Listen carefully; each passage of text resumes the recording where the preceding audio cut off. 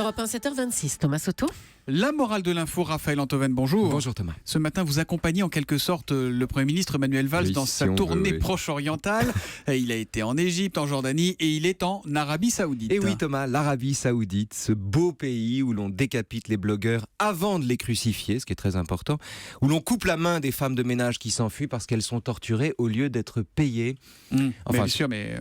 Raphaël, l'Arabie Saoudite, vous allez me trouver horrible, mais c'est aussi la première économie du monde arabe, la promesse de juteux contrats pour la France dans les domaines de l'aéronautique et de l'armement, avec beaucoup d'emplois en France à la clé. Vous avez raison Thomas, et un tel dilemme, qu'on peut résumer ainsi, faut-il ou non serrer la main des gens qui coupent les mains si ça permet de créer des emplois chez nous, a été parfaitement formulé dès 1919 par le sociologue Max Weber, qui dans un livre intitulé Le savant et le politique, distingue l'éthique de conviction et l'éthique de responsabilité. Alors, quelle est la différence entre l'éthique de responsabilité et l'éthique de conviction ? Écoutez, c'est très simple. L'éthique de conviction est un refus, quoi qu'il en coûte, de transiger sur ses principes.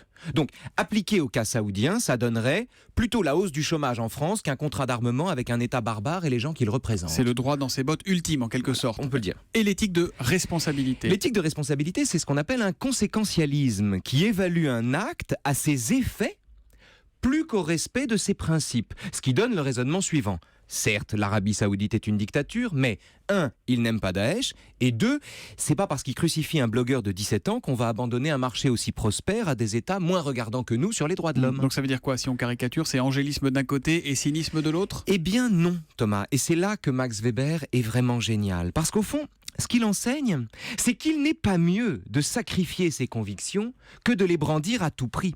Bien sûr, qui veut la fin veut les moyens. Et il faut serrer la main des Saoudiens.